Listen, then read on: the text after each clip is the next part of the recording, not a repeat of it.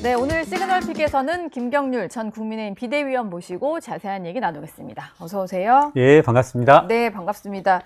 사실 인사청문회 관련해서 국민의힘에서도 뭐 의혹 제기들이 많이 나오고 네. 있지만 뭐 의원들 한 분보다도 거의 일당백 수준으로 김경률 비대위원이 잘 지적을 하시는 것 같아서 네네. 한번 모셔봤어요. 네. 지금 워낙 후보자들이 많고 다음 주는 일주일 내내 네. 청문회가 진행될 예정인데 네. 김경률 전 비대위원 보시기에 이 후보자는 진짜 문제가 있는 것 같은데 이런 후보자가 있을까요? 이제 지금은 후보자라고 지칭할 수는 없지만 김민석 총리. 예. 네. 이건 감당이 안 되고 이분은 조금은 민주당 스스로 조금 결단을 내렸어야 되지 않나 싶은데 이제 총리가 되었고. 네. 업무를 시작했으니까. 예. 김민석 총리가 이제 종합선물 세트라면 이제 그런 이제 뭐랄까요? 뭐 새우깡, 뭐 감자깡 이렇게 다 개별화되어서 네. 비리들, 편법 의혹들 이런 것들이 나오고 있는 상황인 거죠. 근데 참 사실은 모두에 말씀해 주셨지만 기자분들이 좀 전화가 많이 와요. 뭐 어느 후보 해가지고 자료도 많이 주시고 하는데 다들 어떤 일종의 흐름들, 경향들이 있고 누가 이 의혹이 누구다 지금 제가 이렇게 매칭시키기도 조금 머릿속에서 헷갈릴 만큼 너무 뭐가 많아가지고 예. 저희가 이따 정리한 후보들마다 좀 의혹 받는 것들을 좀 카테고리화 할 수가 있겠더라고요. 네. 예, 오늘 또 동아일보 신문에서 정리한 거가 있어가지고 그거 이따 보면서 또 그러시죠. 설명드리도록 하고, 근데 이거부터 좀 여쭤보겠습니다. 제가 질문 드렸더니 또 김민석 총리 이름이 나올 정도로 여러 가지 김민석 총리가 청문회 과정에서 소명이 안 된 것들도 좀 있었고 뭐 그렇지만 결국 임명은 됐잖아요.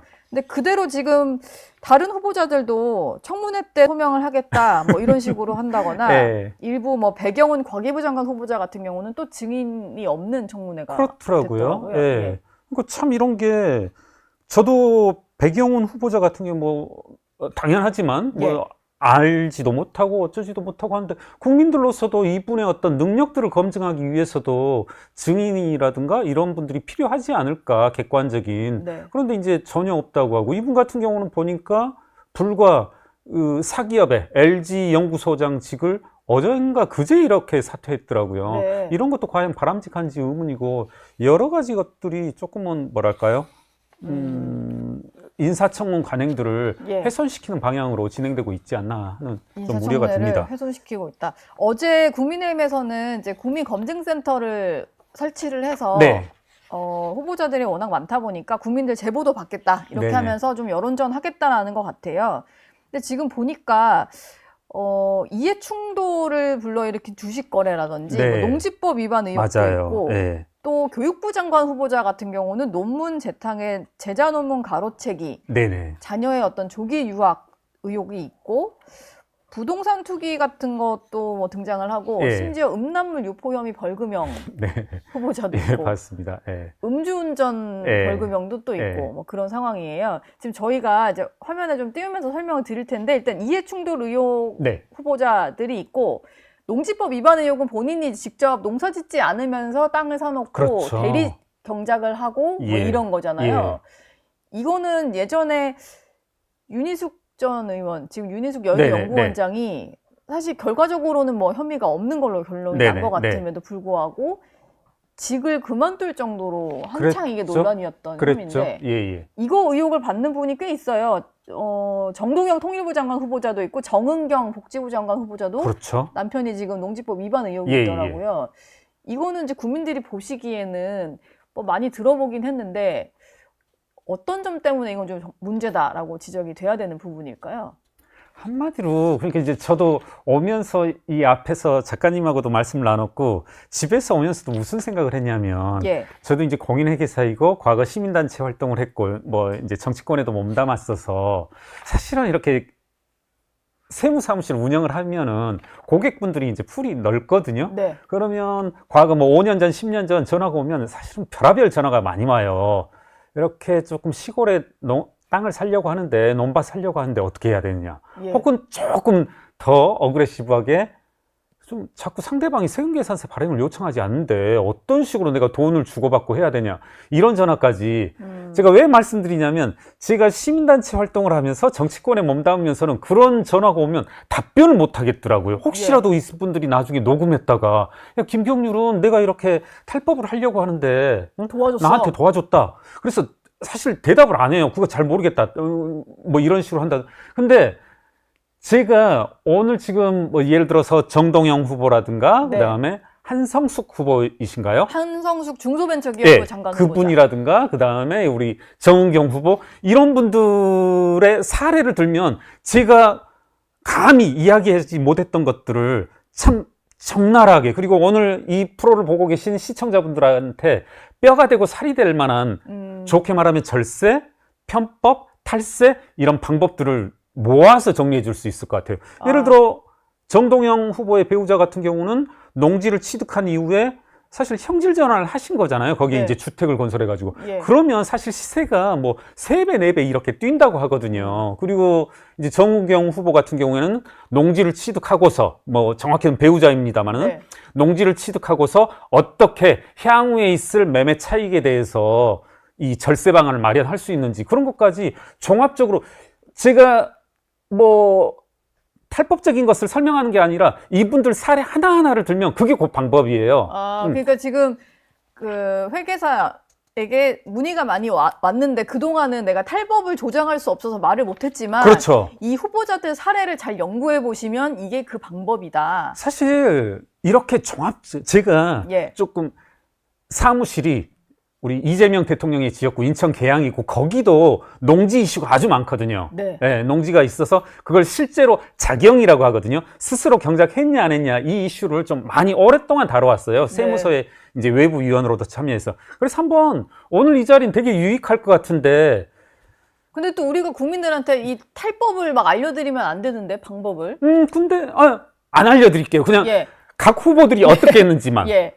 그러니까 결국은 스스로 경작을 했는지를 어떻게 증명해야 되냐면 가장 유력한 수단이 정은경 후보가 한 농사 직불금을 수령하는 거. 네. 네. 이건 뭐냐면 내가 농사를 지었으니까 수령했지 이런 식의 그렇죠. 증빙이 그리고 되는군요. 이 직불금을 수령한 그 준 게 누구냐? 국가가 줬지 않냐? 국가가 나에게 농사 직불금을 줬는데 네. 세무서 니들이 뭐라고 이걸 부인할 수 있느냐? 실제 이렇게 사례를 보시면 직불금 권익이 이렇게 그 타이핑을 해보십시오, 시청자 여러분. 그러면 다른 여러 가지 서류들이 미비해 있더라도 직불금 하나 있는 것만으로도 이 경우에 양도세를 감면해줘야 된다. 한 차례 1억까지 감면을 해주거든요. 네.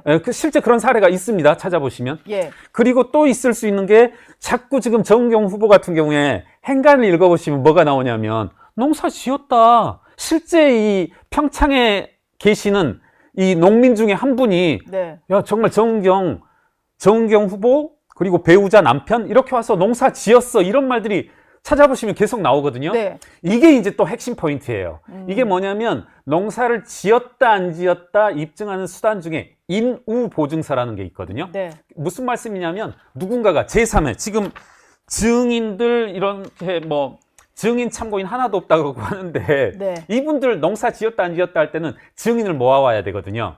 그러면 꼭 이런 조언을 해줘요. 농지를 사셨으면 예를 들어서 뭐 전북 전주에 농지를 사셨으면 네. 한 달에 한 번, 2달에 한 번, 3달에 한 번 가실 거잖아요. 여하튼 거기에 이제 휴양 목적이라든가 이렇게 그럼 갈 때마다 그냥 왔다 갔다 하지 말고 동네 이장님이라든가 농촌 뭐 청년 지도자분 찾아가서 바카스 하나라도 사가라. 예. 네. 얼굴 도장을 찍어라. 그리고 예. 자꾸 이야기 친해져라. 그러면 그분들한테 나중에 양도세 할 때 인후보증서 해가지고 3기 김경률은 위 전북 전주시 소재 농지에 일주일에 한 번씩 배우자 모와 함께 와서 예. 농사를 경작하였음을 확인합니다. 그걸 써주면 이게 아주 강력한 수단이 되는 거죠. 그렇군요.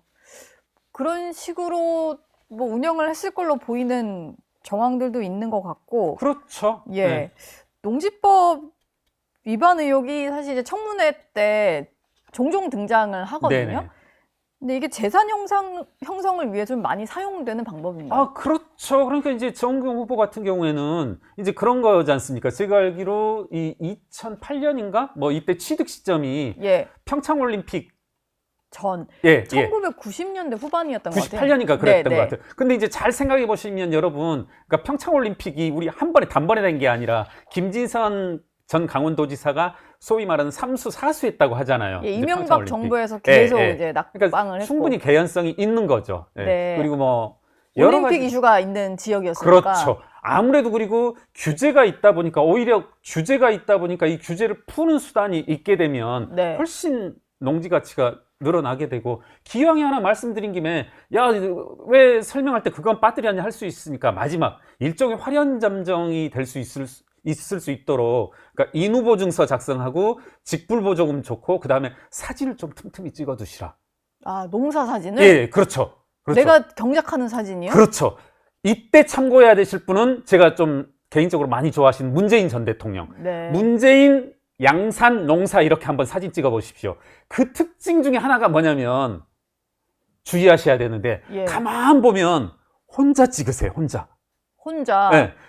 문재인 농사 양산 이렇게 찍어 보시면 예. 검색이 농사를 혼자 짓고 있어요. 근데 왜, 아니 여러분, 거기에 제가 알기로 뭐 이렇게 보호자가 경호원들이 30-40명 되는 걸로 알고 있거든요.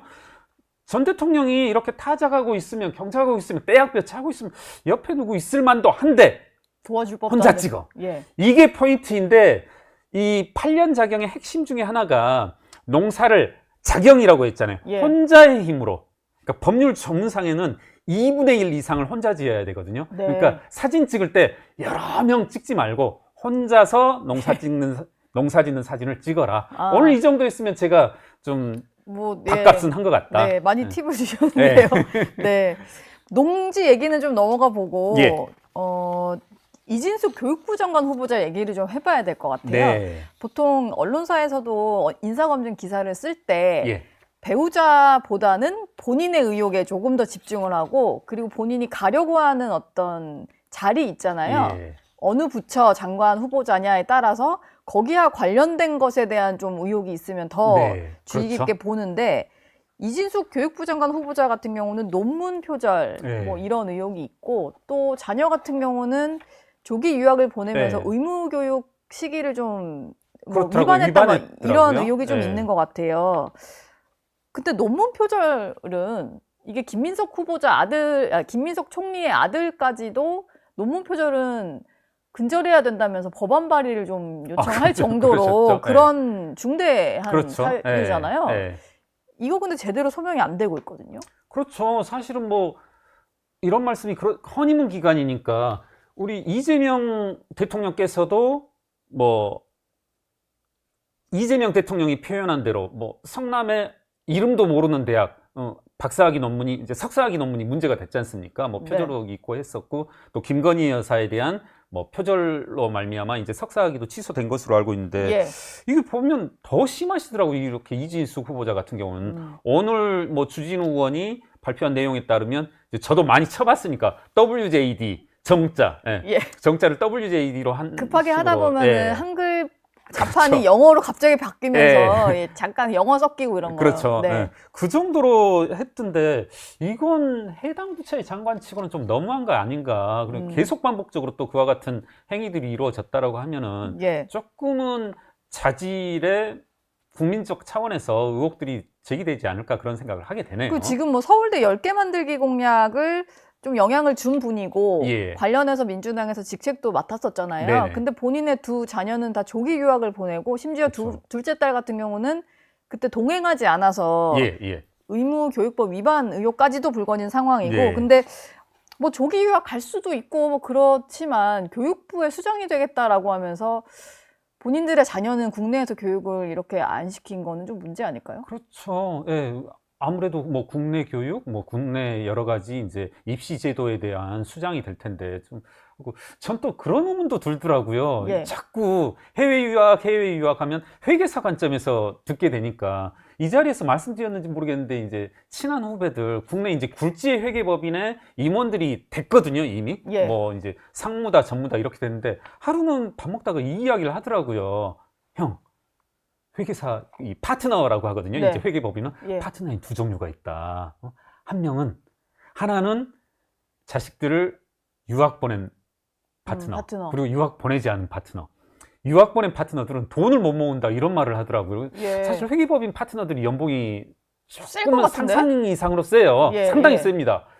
그러면 도대체 해외 유학 하는데 얼마나 들까 하는데 지금 두 분을 해외 유학을 보냈다는데 남편분이 교수여도 이게 정말 가능할까일 정도로 그런 의문도 들고 어떻게 보면 그게 가능했다라면 본인들의 어떤 미래, 본인들의 어떤 노후 보장책 이런 것들도 버리면서 해외 유학에 올인한 셈인데 이분이 조금은 교육부 수장이 된다라는 것은 국민 정서상으로도 조금 거부감이 예. 있지 않을까 이런 생각을 하게 되네요. 근데 뭐 저희가 계속 이렇게 얘기를 하고 있습니다만 예. 다음 주에 청문회가 시작이 될 거잖아요. 근데 뭐 대부분의 후보들이 청문회 때 소명하겠다라는 상황인데다가 예. 그럼 하루 정도 청문회하면 끝나는 거고 예. 뭐 표결이 필요한 후보자도 이제는 없다 보니 웬만하면 그렇죠. 그냥 임명이 다 될 것 같은 예. 거예요. 그러니까 저도 이제 뭐 페이스북에 한번 썼는데 네. 다들 이제 레파토리가 똑같더라고요. 청문회장에서 소상히 설명드리겠다. 그리고 이제 김민석 후보 뭐라고 하냐면 청문회 과정 그리고 청문회가 끝나고 나면 국민들이 납득할 만큼 이미 설명드렸다. 예. 이러면 이 두 가지로 하면 도대체 빠져나갈 구멍이라는 게 없을 것 같아요. 그래서 참, 야, 정말 대단들 하시다. 말씀처럼 이제 뭐 행정부까지도 민주당이 이렇게 다 행정 권력도 쥐고 있는 상황에서 어떤 여과 장치가 없는 상황이라면 네. 이런 식의 소위 뭐랄까요? 인사 과정에서 어떤 독재, 전횡이 계속 반복되지 않을까 하는 우려가 있습니다. 알겠습니다. 지금 김경률 전 비대위원이 SNS에 여러 가지 좀 후보자들 의혹도 지적을 하시고 네. 또 한 가지 좀 정리를 하신 게 있던데 이재명 대통령의 변호인 중에 공직에 진출한 사람이 몇 명인지를 좀 정리를 해놓으셨더라고요. 네, 예. 근데 꽤 많았어요. 저 하면서 좀 상상 이상으로 정확히는 이제 저희 단체 박사님 한 분이 계시는데 그분이 네. 한번 해보자 해서 쭉 뭐 이렇게 소위 말하는 맞고 푸는 식으로 기사 검색식으로 해봤는데 12분이 뭐 국회의원이라든가 그 다음에 뭡니까 대통령실? 용산 대통령실에 임명되고 또 헌법재판관 후보로도 되어 있고 하는데 이거 이렇게 되면은 저는 곧바로 이거 변호사비 대납 아니냐 어떤 이재명 후보에 대한 이재명 후보가 받았던 이재명 대통령이 받았던 재판이라고 하는 것이 어떤 공익적 성격의 재판이 아니었다란 말입니다. 네. 다 개인적인 비리와 그런 어떤 배임 행위와 관련된 개인 비리와 관련된 것인데 이것들을 변호사들이 수십 명의 변호사들, 뭐 굴지의 법무법인의 변호사들이 변호를 해주고 이와 같이 이재명 행정부의 각종 권력 장치들에 진출하는 것이 바람직한가? 예. 저는 조금 여러 가지로 어떤 경제적 실질에 있어서는 변호사비 대납이라는 그런 의혹을 살 수 있지 않나 이런 생각을 하게 됩니다. 지금 뭐 민주당에서는 정치검찰의 조작 기소 사건들이 꽤 있었다라고 하면서 그 대응 TF를 만들었잖아요. 네네. 그리고 뭐 김병기 원내대표 같은 경우는 이 대통령의 어떤 사건에 대한 공소 취소 얘기를 또 꺼내기 시작했어요. 이건 좀 어떻게 앞서 들으셨나요? 이제 우리 김성태 의원님도 말씀해 주시고 하셨지만 망발이죠. 그게 망발. 예. 그게 이 사법부의 어떤 일련의 조치에 대해서 집권 여당의 원내대표가 할 소리인지 다만 저는 뭐 여러 가지 이재명 대통령에 대한 기간에 있었던 이런 기소 그리고 재판 과정에 대한 TF를 만들겠다. 저는 그건 좀 찬성하고 싶어요. 그래요? 네. 그래서 그 TF가 만들어지고 전 제발 만들어지고 좀 조사 활동을 활발히 해봤으면 좋겠다. 그리고 그때 드러난 어떤 객관적인 행위에 대해서 그 책임을 물을 필요가 있다. 뭐 검찰이 잘못 기소했다. 뭐 자기들 하는 대로 하고 또 드러날 수 있는 뭐 여러 가지 뭐 비근하게 머릿속에 떠오르는 건 이화영 전 경기부지사의 이와 같은 대북 송금 관련 의혹에 대해선 이화영 그 변호인이 그렇게 말했지 않습니까? 이화영이 유죄면 이재명도 유죄이다. 네. 그렇게 된다면 만약 객관적인 드러나는 사실에 대해서는 한번 셀프 탄핵도 할 필요가 있지 않을까. 저는 한번 TF는 좀 해봐라. 맨날 사실 저는 그 민주당 의원분들 일을 별로 안 하신다라고 보고 있거든요. 저는 뭐 제 개인적인 시각은 한번 TF 만들어서 열심히 일하고 객관적 사실에 대해서 이재명의 죄과가 혹시라도 드러난다라면 한번 셀프 탄핵도 용기 있게 할 필요가 있지 않나 하는 생각을 합니다. 할 거면은 그냥 방향 정해놓고 하지 말고 진짜로 해라 이런 진심으로 취지시군요. 해야죠. 저는 네. 응원하고 싶고 네. 만약에 뭐 저보고 그런 뭐 TF 위원으로 와달라 하면 저는 맨발로 가서라도 좀 하겠습니다. 네. 알겠습니다. 지금까지 김경률 전 비대위원과 함께했습니다. 감사합니다. 예. 저희 영상 많이 시청해 주시고요. 좋아요, 구독, 댓글, 알림 설정 꼭 부탁드리겠습니다.